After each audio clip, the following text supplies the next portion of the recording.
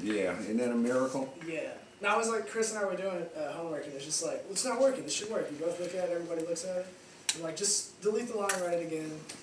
And he's like, no way, it's not going to do anything. It actually works. Really? Yeah, it really pisses me off when that happens. Well, this is a whole lot better when things work. Is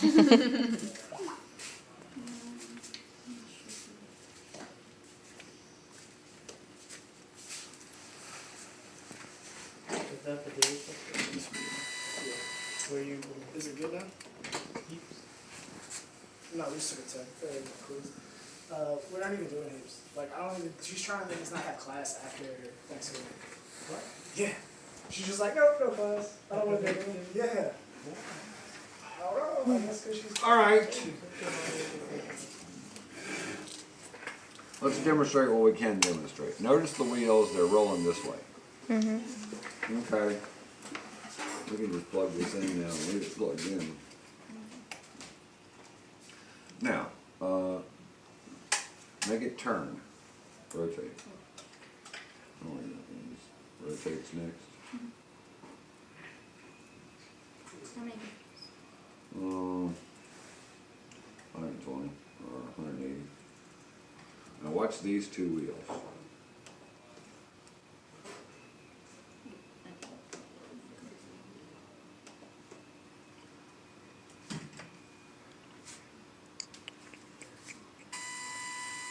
They're going in different directions. Yeah. Now, this is probably not going to work very well, but What do you want? even with a bad wheel, it still turns. Yeah. Okay. Let's try something exotic. Let's do a 45 right.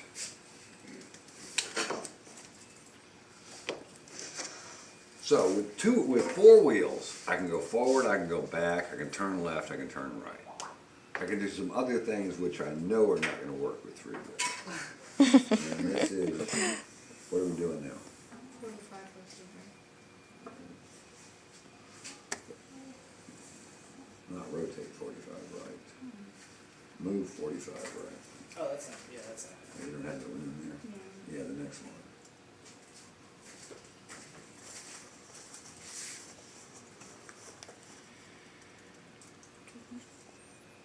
Yeah, 12 inches. Okay. Now, it should be these two wheels. And this one's not moving. But this time I'm doing it on purpose. This time I'm only driving these two wheels. Watch what the mechanical effect of those two wheels does to the robot.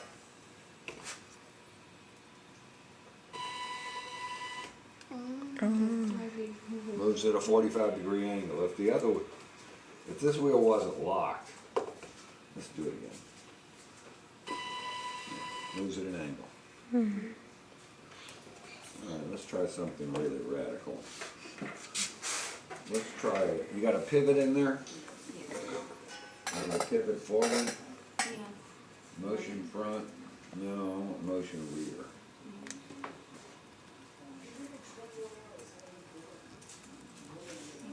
Motion front won't work. There's only one wheel working.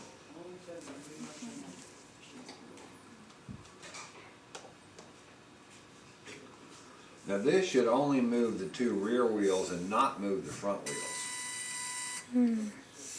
All right, now how much you got? Take the 12 to 48.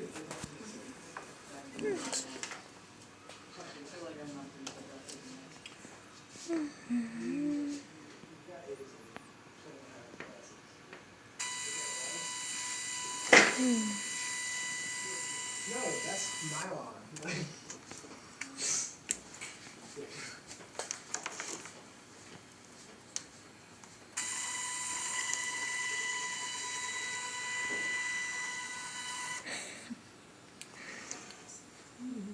To go any direction, that is a reason that you use that wheel.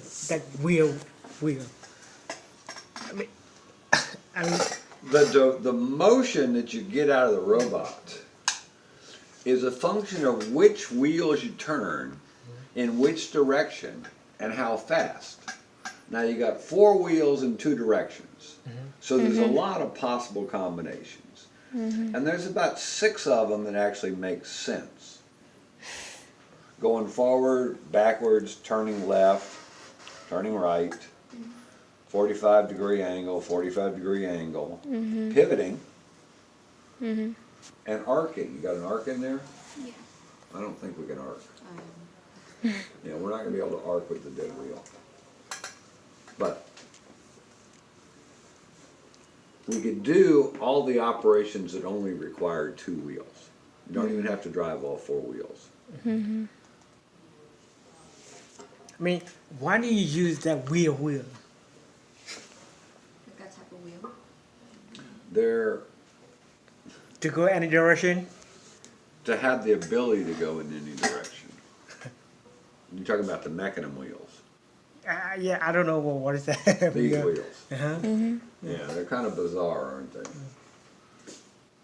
Well, they were designed for factories where you had 0 turning radius, you had to turn in 0 radius, or you had to move sideways and forward.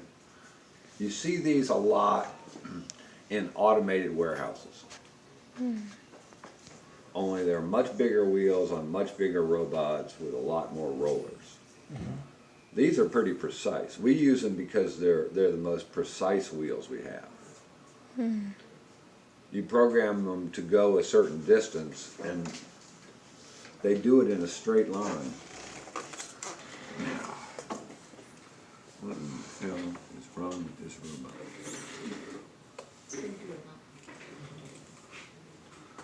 It has been through a lot. I'm pretty sure this is where its wires come through. I'm pretty sure that's...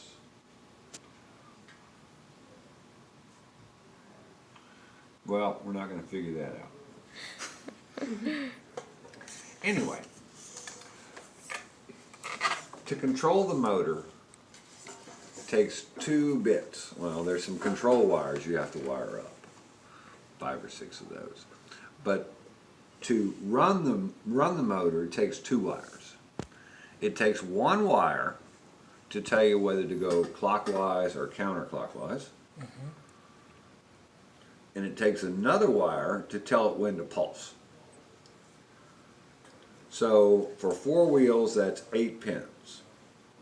Now ports on Arduinos and microprocessors are arranged in 8-bit models. 8-bit ports. So we use a single port to drive the motor. 4 of the bits control the direction. 4 of the bits tell it when to step.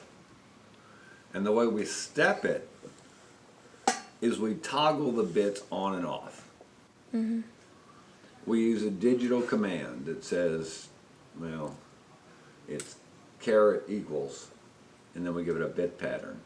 And it performs a digital exclusive OR operation with the motion bits. Every time it does the exclusive OR with 1, it toggles the state of the bit. If it's on, it turns it off. If it's off, it turns it on. Every time the pin goes from off to on, the wheel takes another step. Now, if we run the wheels independently, we can actually run them at different speeds. We can't do that, can we? No, we can't do that.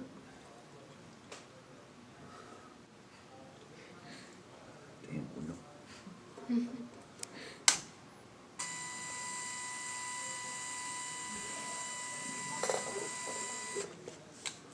All right, go back to forward motion. You believe in miracles?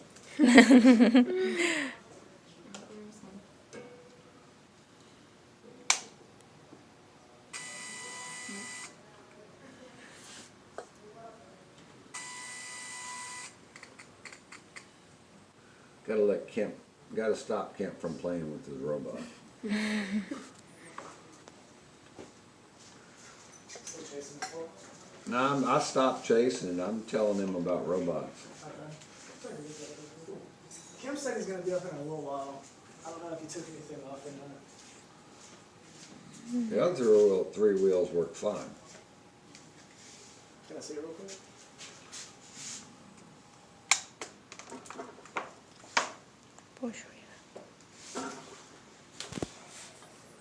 Give it to the robot master.